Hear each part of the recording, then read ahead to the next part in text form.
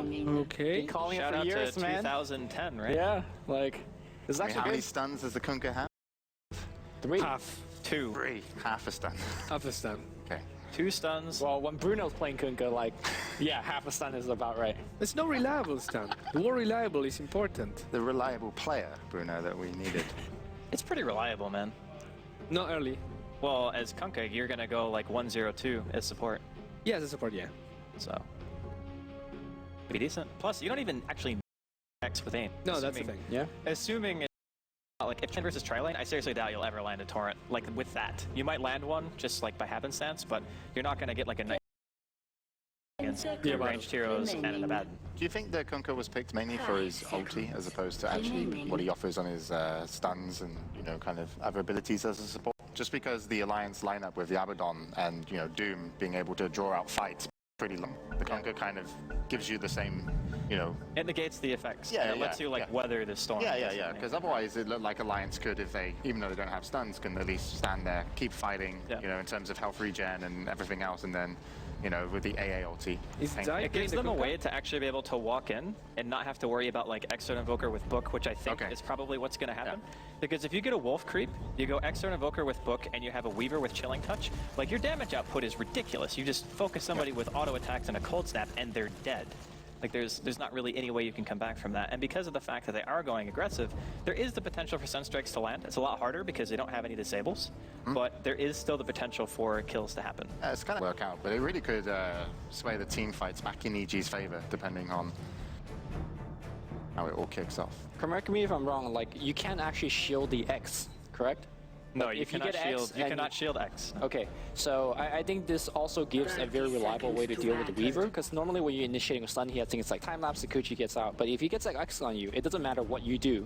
You're caught into a torrent and possibly into a bolt if you time things for PPD to actually set up a grip or a lasso from Universe. So I think this is actually, especially from a support, I think you would just actually max X and max torrent and maybe have 1 point to Tidebringer.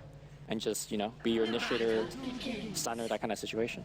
Yeah, could be. Loda going for the cushy. Oh man, there's a haste. They got a haste as well, okay. Okay. Pick it up. He wants it. I think it's going to be too far. Actually, there's no one nearby. Okay. There's no one nearby. He might actually be dead here. He's dead. Torrent. They didn't see him cast it. It's going to hit Ake, but it doesn't hit Loda, unfortunately. There's a shield. It's going to go boom. What's the shield purple? Splat. Loda gets the first blood. GG. EG versus Meet Your Makers coming up soon. Yeah, the Oh, yep. Oh, see? Told you it was over. The haste rune is the only rune that would have killed him there, which is really unfortunate. Because if it was a DD, even if the Weaver gets a DD, his Shikuchi is such a long cooldown at level 1. It's not unfortunate. Well, it's unfortunate for Zai, but it's fortunate for Ake. Do you think if he had Ice Vortex for the slow, you put the shield on Weaver, you don't have enough damage? He had the shield anyway. Yeah, you don't have the damage, that's what I mean. Actually, even what with about Chilling Touch? Even with a DD, he wouldn't have killed him. It's because Ake had the ability to chase and get like 3 extra Chilling Touch auto attacks off that he died. Or 4, however many it was. We will mourn his death. But yeah, I mean, that's really big though, because the Weaver's starting with 400 extra gold. It means he can go for an early passy if he wants one. He can just buy boots, which I guess is what he did. Actually, as tower diving go, early boots is actually, especially on Weaver, is very, very good. Because your early levels of Sakuchi is fairly short. Also, even after the Sakuchi runs out, having that Apophix shield up, you want to be able to chase for the kind of explosion. This tri-lane for EG defensively is actually pretty weak. Like, they don't have anything. You can see that Bane's getting Enfeeble at level 1 just to slow down the CS, but Loda's just straight up harassing Mason. Yeah, I think this lane for EG, as soon as like you see the Weaver AA, there's always the potential for an aggressive lane, but it's not a guarantee because at that point they hadn't really picked like both of their cores yet. So it's really hard to anticipate. It's like, do we go for this or do we go for like a greedier lineup? And I think in a way, like Alliance got a bit of an edge in terms of the laning phase. Also at the same time, because Bane has got Enfeeble level 1, it makes their rotations or roaming if they want to gank mid lane much weaker. You really need the burst damage from Bane, especially once he has Brains level 2 and 3. So I don't know exactly how EG is going to recover from this, because this lane can't even farm. Well, the other thing too to keep in mind is that under normal circumstances, a tri-lane, like an aggressive one like this, they don't always have the potential to dive, but if Zai and PPD leave, Mason is dead. Like, Yeah. they will dive under the tower and they will kill him every single time. So this is not like other tri lanes where you can just play defensive and be like, hey, I'm cool, you know, I'll just sit by the tower. Yep. Not with this lane. Universe. To get a bit aggressive on that. Bulldog is 4 stacks up. And should be able to pick this one up. It actually just gets the aggro off the tower there as well. And there's a 5th stack. And poor Admiral Bulldog will be dropping. Took a little while, but Universe, that versus Doom, is that something you'd normally see? I think Universe has played it very well. The general rule of thumb is any melee hero, or, well, any hero for that matter, is you don't want to get above 3 stacks. So when you get 3 stacks, you just walk as far away as you can. And maybe Bulldog just counting too much on his tower to keep him alive there. And that rider had excellent, you know, aggro control under the tower, so it's like... Artisi's doing really well mid. He's been bottle throwing from very early on. He's like top on last hits, and he's going to get that DD as well. So S4 having to... He's going crosswest, wow. Cross. Yeah, I thought crosswest could be the better choice. You want to disrupt the team fights, surely, more than you want to bring damage to this. I mean, the team lacks disables, right? That's one thing we mentioned during the draft. I mean, but the you're up only against a extra Bat Rider, disable... like, I mean, surely... I guess if you land Tornado, it's good. Yeah. At the same time, even though RTC is doing well in this lane, like he's not playing a hero that could, for example, roam bottom, get a double kill, and then, you know... And they kind of need someone bottom. Right, so I feel like RTC, despite doing well, as long as S4 doesn't leave the lane and could protect his T1 tower, he's fine. Bottle crowing everywhere for EG. Universe is bottle crowing on the off lane as well. He just sent a bottle back, so he's looking to stay ahead on his lane. And if he can get as early blink as possible, maybe he's the person that's for EG is going to be able to make the rotations and mess up the tri-lane. Speaking of rotation, there's a little bit of damage being dealt here to Zai. Nice torrent though. Gonna hit on Loda. They go for the chilling touch. Nightmare is on. EGM gonna shield it off on Loda. They want to turn around. They want to go for Mason. They might be able to dive this, but they do need to be careful. There is a full creep wave. That damage output is insane. They're gonna go back, but the shield's gonna break, giving Zai a little bit more damage. Mason critically went boots first as his item. No greedy for saving up, whether it's Helm of Iron Will or Midas. He needs as much survivability as he can get. Also, the magic stick is a big part of that as well. Yeah, well, I think the one extra strength that you get from a Quasflex Invoker is that he can TP to gank, whereas Exort normally wouldn't. Well, yeah, Sunstrike. Well, yeah, Like but Exort. I'm saying, like, the amount of control and extra kills and damage that you get from that is going to be quite a bit higher. Arteezy using the rest of his remaining mana Yeah. to not take more damage from that. I don't think he's gonna die from S4 this. wants to make him use Question it. mark? He wants to make him use it. Dragon Blood, OP. Wow, he's being so Walk it greedy. up. He actually gets away with He's gonna it. go back and flame breath him? Yep. With the regen on. That value. Alright, yeah, that's fine. I'll take that. Gotta be careful. He's going to have another fire That's burst another soon. thing. S4 knows that, though. He's got Quas regen. Um, S4? Oh. He's just like, is he trying to outplay them? Like he's not gonna die if he gets Who his blinks regen. first loses. That's okay. it. That's the kill. But there's a TP in, so Yeah, he's going down. shield. Yeah, there you go. EGM picks up a nice counter kill. Well, that's But- worth for Arteezy. Yeah, I don't know, man. HGM's going to get level 5 because of that. It's only 5 minutes in. It's pretty good, man. Of course, Invoker dying is bad, but at least they didn't completely lose out. Also steal, though, on S4. Yeah. Like, just standing there, dude. It's like, yeah, whatever. Come at me. I guess it's kind of good EGM getting quite a bit. He got quite a bit in the bottom lane. He even got a little bit of farm where Loda was actually harassing as well. So he could actually be the big kind of mid-game hero in terms of being able to turn the tide for Alliance when the fights will go down. But I still got a feeling Universe is probably the most important player so far on EG's team when it will actually come to matter. Yeah. It's going to be huge, these Lathos. And he's actually just taken the rune, haste rune. He's going to find S4 in the river, and dead. Arteezy will find him as well. No stun. Oh, going to save the stun. He could No have Ghost rotation Walk, coming in. I think. Wait, did he have mana? It's 200 for Ghost Walk. And then what, 25 or is it? Yeah, but he 80? had 3 1 charges. I think he could have Ghost Walked. Yeah. He could have also EMP'd when he walked up to high ground or something. But yeah, another death for S4. It's kind of a big deal. S4 generally, if not winning the lane, at least comes out even. We remember that Brewmaster game where he had a tough time lane and got like a very quick blink dagger. Well, Invoker, not only is he goal dependent, he's very level dependent as well. So I'm not sure he's going to have any impact in this game, aside from throwing out like 2 spells in the team fight. But it's not even like keeping S4 down. It's also like you give Arteezy a good start. You give Universe a slightly better start. And, you know, if RTZ can get tanky enough, even if you end up throwing a Doom on him, you know, DKs are happy to sit through a Doom and stay in a team fight just to stay in the team fight. Oh, he'll right It click doesn't too. take him away, yeah. So it's nice for EG, despite the tri lane not going so well. At least the other two lanes have gone pretty good for him. Yeah, both their solos are actually insanely over leveled right now. They're gonna chase on Zai. Loda, he's got a shield on, he's got that chilling touch. I think he's throw out dead. the scarabs. Oh, he's faking the torrent. And Loda, he's gonna go for the kill. Shikuchi's farther in. There's nobody on the side of the map for Zai. Like, he's not having the greatest of times right now. Yeah. Well, if you're EG, look at that as like, hey man, we're just gonna miss at least 2 waves of farm. It's just CS. Yeah, but EGM gets it. It's almost worse. Yeah. Like, give it to the Abaddon. Almost level 6. Oh, they want to dive this. I feel like Alliance is winning so hard on the offlane that it doesn't even matter that S4 is just having a tough time. I mean, it does. He wants Oh, level Bulldog's gold. died as well. He could be dying again. There's a 2x Kunkka. Oh, they ping it out. They know he's there. Okay. I think it will matter. I think Zai will still be pretty useful when it comes to the 5v5 fights, even though he's having a bad time. Then things might kick in more for EG. This quad swipe for Boker, man. This doesn't he's have the got damage. RTZ wants to go in. Dragon Tail. TP are actually coming in from EGM. Be fine. And then he realized, oh, they had no HP. Probably killed him. Definitely breath. Oh, okay. He's a little bit aggressive, guys. He has no fear.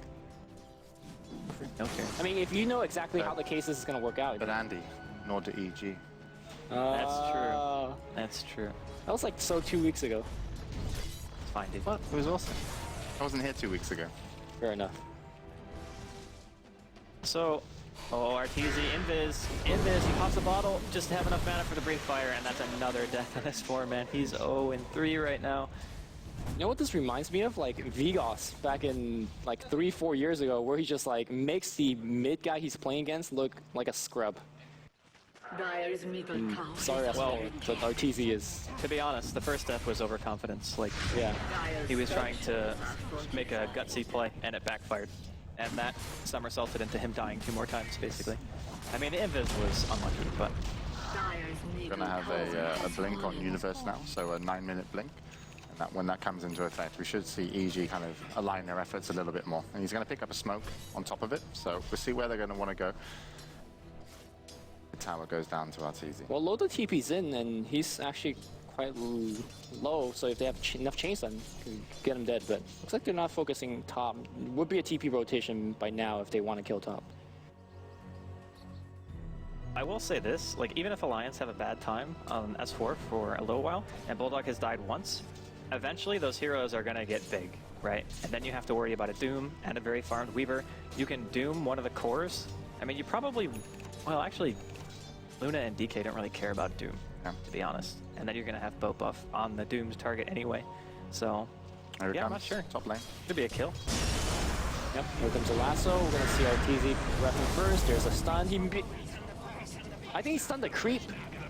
Yeah, and then Lotus Sakuchi got picked up. Yep. So time lapse. Doesn't matter, man. Didn't matter, got the kill. Yeah. Kill secured. Well, yeah, that's something. And all this time you have to consider, just because of the rotations and also Loda leaving the offensive tri-lane, they've been able to get some decent farm on the Luna, and they're actually going to pull in Ake and will pick up a kill bot lane. TP rotations coming in. We all see S4 going to pull up a cold snap. Going to have to run away though as Eclipse is used. He's going to drop, and Loda, all by his lonesome, is like, just take a fight with the creeps. This feels a little bit more comfortable right now. Yeah, EG destroyed the tier 1 tower up top. They're gonna try to go for more. RTZ's gonna have flame breath, and here comes him. What a flame breath, pushing both people back. Okay, the burst. Does he have a haste rune? He does. Yeah, he's pretty nice. Running them down. Big spike Throws up. Yeah, he's like, you know what? You're dying for this, even if you get denied. Well, that can Oh no, he can't get to him! He can't get to him! Okay, run the other way. Got him. 1 health. He had 1 HP. Holy. Oh. So 2 denies in that team fight. EGM denied himself, and then RTZ denied Universe. I don't know why my chair is just... gone crazy. I think you got the broken one. I got the Shane one. Got the fake chair. Still better in favor of all the team fights again in EG. And things are slipping away from Alliance. If you're looking at what Alliance could or should do in terms of items or what they want to do, well, where would you want them to go with this game plan so far? Andy, Lumi. I mean, items for S4 hides alliance. in the trees. Huh? Items for alliance, you mean? Yeah, like anything that you feel like is kind of crucial to get them back into the game. Is it levels? Is it items? It's levels more than anything. I mean, if you look at the level comparison right now, it's Arteezy's level 11 and S4 is level 7. It's not great. Like, if you're that out-leveled on an Invoker, the levels for him are more important than the items. Sure, it's nice to have like a luxury Force Staff or drums or an Aghanims or whatever your item of your choice, but without levels, the hero just doesn't function. It's not like a carry where you can just get gold and make up for his lack of levels in farm. It doesn't work that way for Invoker. For me, it's if you're in this situation, your items have to help you fight now. I was surprised that Admiral Bulldog didn't pick up a mech because I saw him having 2,000 gold, but instead he's got a Blink Dagger, and I think that Blink Dagger was pinged out. So Admiral Bulldog's first surprise gank might not be that effective. Also, to that point, Loda's gone for drums first. Normally on a Weaver, you want to go for the Lincolns and then the Deso. You want the big right-click items. But he's really forced to fight because EG, if you look at their lineup, sure they have decent mid to late game, but they could also push now. With both online on their support Kunga, 2 points in Lunar's Blessing, you have a DK in the front line. You could just get every tower outside of the tier 3. So I think Alliance need to have items that fight and they have to rotate. And here comes a push on tier 1 bot. Arteezy is pretty tanky as well, just having that casual bracer on top of power treads. And also, Fiend's Grip is now online, just level 6 for PPD before this tower gets under siege. And it kind of feels like Alliance pretty hesitant to take this fight as Universe will scout out and look for a pick, won't find anything. And they're just picking up the farm where else they can, which was mid with Admiral Bulldog. And also top, it was Loda pushing out. And they're going back away even before the creeps hit the towers. So EG definitely setting the pace of this game. Definitely be worried if I was a fan for Alliance, and it's going to be interesting to see how this Ghost Ship, just a level 7 Kunkka, will come into play in the next team fights. But you have to be pretty scared of going up against a Bat Rider and a Shadow Blade DK right now, surely. Is it even worse?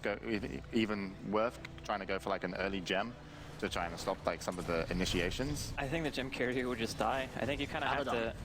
You have to sentry, basically. Like, everywhere. Yeah. Okay, well, Arteezy looking to strike. Yeah, there's no sentry down either. The sentry is actually for EG, so they know that there's no detection in this lane. They also know you're here. I don't think they can get a kill. They have a shield. Wow, that reaction. Nice tornado. Yeah, the shield comes on. That should be it. EG has Observe War in front of that tier 2, so they also see Admiral Bulldog coming in. Yeah, but what can they do? Like, the thing is, Alliance don't have a team for initiation. That's why I thought, like, so surely that it was going to be an X or an Invoker, because if you don't have initiation, Quatspex just doesn't really feel that good. Wow, they're going to X and send Arteezy back to base. Talk about value. Crow. He's even going to bottle Zai, so that X was free. Universe being doomed. Getting chased down by Loda in the woods. Loda actually time lapses. It's like, nope, I don't want any part of this. X torn on Doom, but he's very, very tanky. Then Eclipse comes off as well as a grip. They get Doom dead immediately, so that Doom did not even fire off. Meanwhile, what a tornado grabs everybody, but do they have enough damage follow-up? They don't. Nightmare goes on Arteezy. Nightmare's taken. The boat's gonna hit. No, it will not, but it gives everybody at least movement speed. Meanwhile, the Urn goes on S4. He's straight up dead. Loda, there's nowhere from the run. There's detection everywhere. One more right click's gonna do the job, and Mason, well, he's gonna take down at least the Bane with him. My mistake for calling a Doom. Looks like he doomed somebody else before the fight even broke out. Yeah, he doomed Universe, and Universe ran away. That was really bizarre. Like, that whole engagement was just really weird. It's like Alliance feel like there's not going to be probably many opportunities to get a team fight in their favor, but when you push the DK away and send him back with no mana, it feels like you kind of want to make something happen, and that's why they chase maybe a little bit too far, even with Doom used on Universe. Yeah. But yeah, of course, Arteezy came back and it was all in favor of VG at the end. But not huge much. I think it was like 4-2 in kills in that last engagement. Yeah, I really like the way that VG's been using their Kunkka as well. Like, the support Kunkka is something that we haven't seen in a very, very long time. And it used to be run pretty much as a roamer. Like, more than anything else, it's like you set him up with a guaranteed stun at level 3, and then you have somebody else there with him. Like, anybody really works, because X range is actually fairly long in comparison to what most supports can do once the X is actually level 2. But just being able to go back to base like that, it doesn't seem like a big thing, but you're spending, what, like 2 minutes less walking around the map every time you do that, like give or take. So, and then you don't have to waste a TP to get back to a tower to continue farming. So just having that kind of map efficiency is huge. Almost reminds me of Ember Spirit. Like, sure you have to jump to another hoop to do it, but that effect is so powerful. He was even able to bottle Xayah, on the way back, having a full bottle. Yeah. Good stuff. Gem on Universe now as well, so... Yeah, like Alliance feels like they need another good 10 minutes farming and getting some core items, like even just finishing the Force Staff on S4, getting something decent on Doom, so when he actually blinks in, he's got some sort of power to the team fight. But speaking of Doom, Admiral Bulldog and Ake are going to be smoked in the enemy jungle. It's going to eat up a creep, and nothing really going to happen down here apart from picking up the tier 1 tower potentially, but they might be trading it for a tier 2. There's Universe with Lasso available, looking to strike. Tornado EMP onto our TZ will connect, and we will have 15-1 charges though. And that tier 2 tower goes down, so Alliance avoiding the fights the best they can, trying to get the items up, and Loda heading towards his Lincolns as well, but... Wow, EG just digging out the three tower. Yeah, so again, put some pressure. Alliance have this lineup, at least hero-wise. They don't really do much later on, so EG is appropriately punishing them for that. I mean, they have a DK, one of the best tower pushers, and if he's ever low or needs mana, XTP, man. What a tech. I don't know, I'm looking at it and I'm thinking, that tier 1 bottom died. And they traded a tier 2 mid for it, and that was where Alliance put their aggressive trialing that was supposedly winning really hard. But we're going to have to wait on that. S4, he gets lasso initiations there. It actually hits quite well on the EMP, but it doesn't really seem to matter. Here comes the Boat Buff trying to keep the team alive for the time being. Boat is going to hit there on Ake in the back. He manages to go down. Loda gets Bean Script as well. That's 2 kills right now, going to favor of EG. They're continuing to chase out. EG continuing to go on EGM right now. Ultimate going to be popped. Here comes the Eclipse. Mason wants to go back in. S4, I think there's a dive back. He died again. Yep, not great. Can they even kill anybody? No, they can't. Mason just runs out of there. Blink out more Bulldog, just one more hit. 5 people dead, or 6, right, with the dieback? So how fast do you think you can make Alliance GG? Because I wouldn't have said before 20 minutes, but after that team fight, they don't have a lot He diebacked, right? Like a Joker bought out. Yeah, RTZ X-backed, and he's now full HP. That's so good. Like, that is so good. Yeah. What a change. The thing is, outside of a coddle, like, no other hero can do that for you. GG. There you go. Right before 20 GG, minutes. 19 minutes. Yeah. Yeah, one of the big things in the last round as well was the Ice Blast from Ake. Unfortunately, ended up missing on the target they wanted to take down. I can't remember who it was that was doomed, but it was like, oh, that didn't hit. And then I think it was actually the Luna. So missing the Luna. And then, yeah. All right, build your team around a little bit of RTZ, but